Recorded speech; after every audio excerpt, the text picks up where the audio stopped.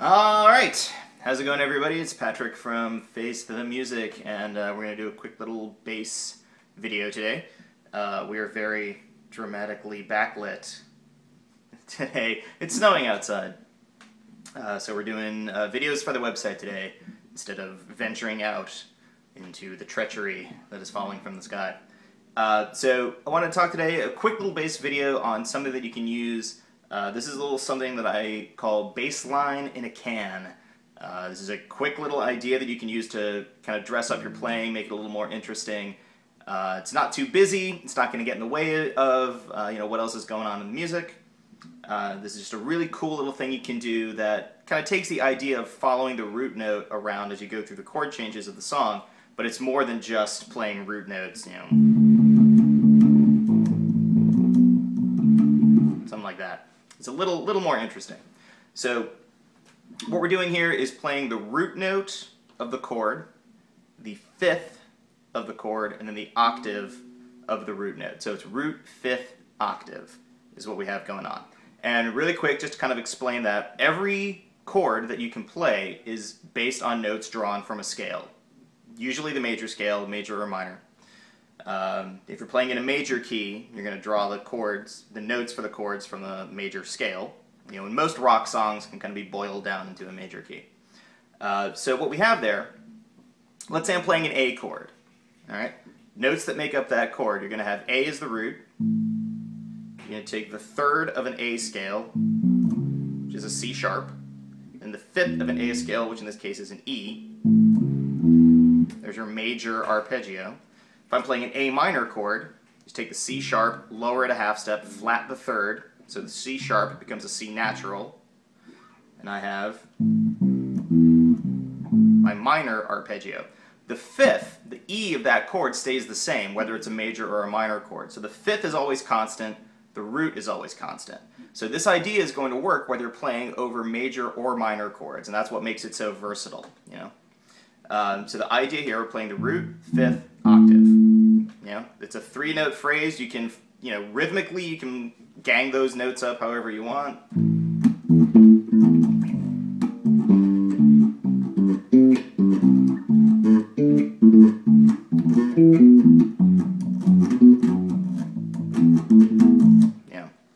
That depends on what else is going on in the song, the rhythm of it all.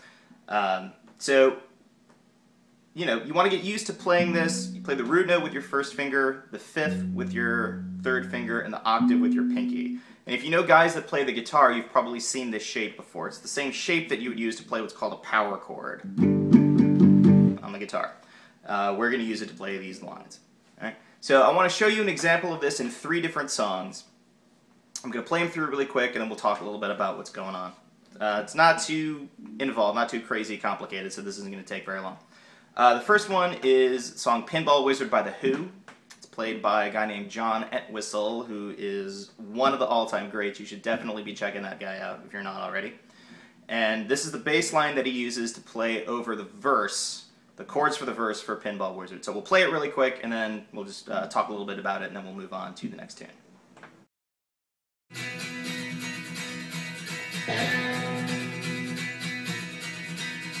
Ever since I was a young boy, I played the silver ball. From Soho down the brain, I must have played them all. But I can't see nothing like him in any amusement hall. That deaf don't like it, sure plays a mean pinball.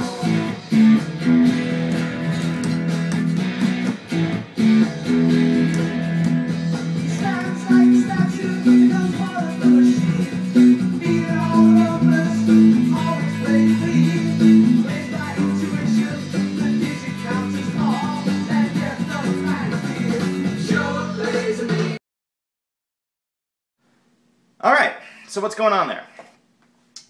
Everything that we're playing is from that root fifth octave idea. The chords in the song that we're playing over are B, A, G, and F sharp. There's 2 bars on each chord, and Pete Townshend's playing the first measure of each chord as a suspended fourth. Then he plays the natural major chord. That doesn't really impact what we're doing, but those would be the chords. B sus4 to B, A sus4 to A, G sus4 to G, F sharp sus4, F sharp. Okay, so the phrase that we're going to play is actually the same on every single chord. We just follow the root notes as they go down the neck. So we're going to start off 1 and 2, root, root, octave. And then we have a little 16th note phrase using the root in the 5th. So 1 and 2, E and a, 3 and 4 and. 4 and would be the octave to the 5th, then you're back to the root on the next downbeat. So 1 and 2, a, 3 and 4 and. 1 E and a, 2 E and a, 3 and 4 and, root, root, octave, root 5th, root, octave 5th. Okay? You just do it twice on every root note, because again, you got 2 measures on each chord. And then that timing is exactly the same as you go down every single chord. 1 and 2, a 3 and 4 and, 1 and 2, a 3 and 4 and, A, 1 and 2, a 3 and 4 and, 1 and 2. G, root, root, octave, root 5th, root, octave 5th. F sharp. You hang that F sharp, then you got a little phrase, B, B, A, E, E, E. You know, you're following roots for all that. Okay, so that's it. That's the you know, you get a rhythm that you like, a good phrase. Just follow the chords around. All right, so we're going to see that again in the next song that we're going to talk about, which is a tune called Hotel California by the Eagles. The chord changes for this one are going to be a little more intricate, but you're going to see that the bass line, what we're doing, it's root 5th octave. It's the same phrase that we play over every chord. You're going to see this get used again and that kind of a thing. So here that comes. On a dark desert highway, cool wind in my hair, warm smell of eucalyptus rising up through the air.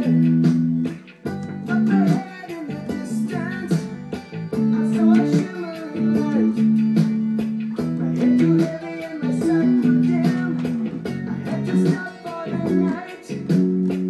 There she stood in the doorway. Reservation bell. I was thinking to myself, this could be heaven, this could be hell. Then she lit up her candle, and she showed me the way. There were voices down the corridor. I thought I heard them say, welcome.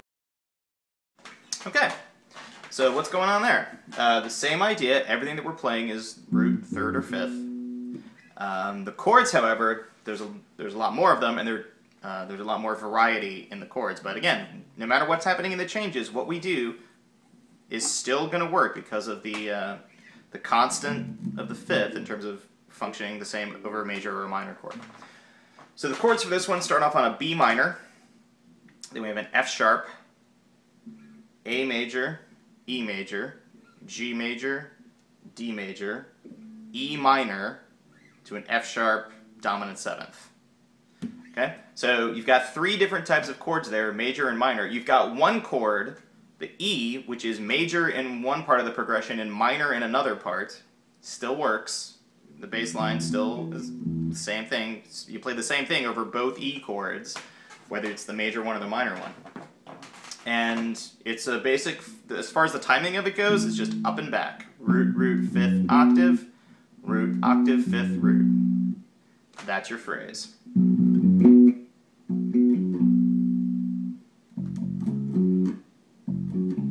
Same thing on every chord. A, E, major,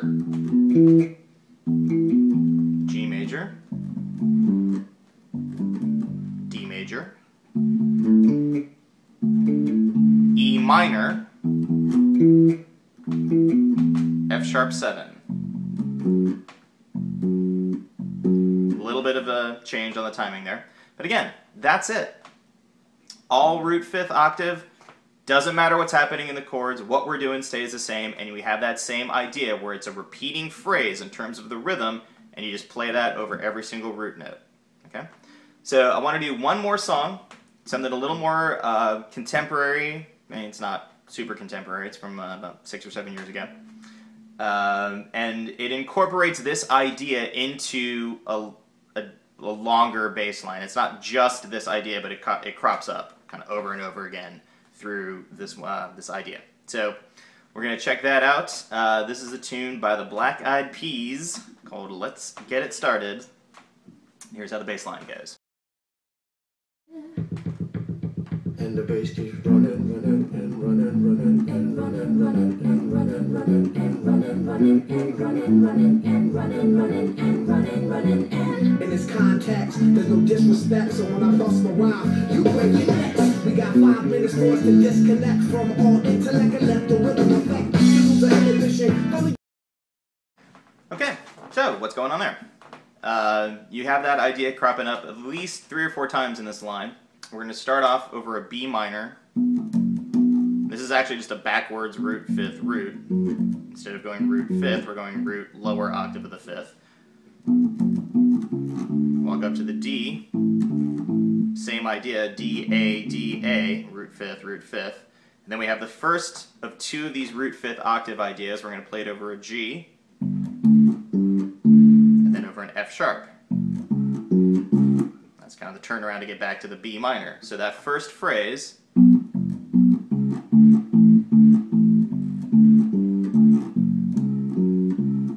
there it is. Second phrase jumps up into a little bit of a higher octave on the D.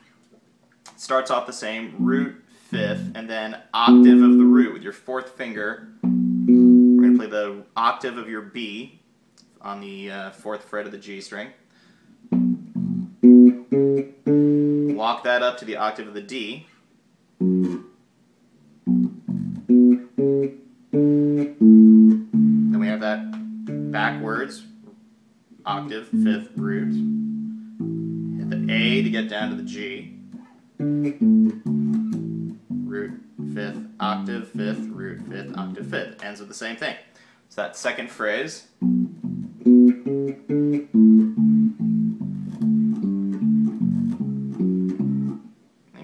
Put them both together.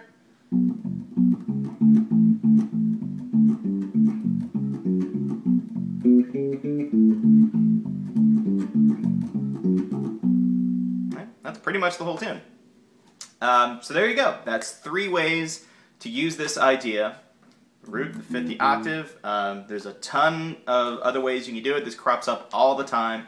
And like I said, this is a great way just to get a basic idea down. Whether or not this is what you use for the whole song, where you just kind of sprinkle it in, you know, like I said, you get a lot of mileage out of this stuff. This sounds really cool. You can use it to connect different chords and different phrases. So there you go. Check that out, and we will see you guys later.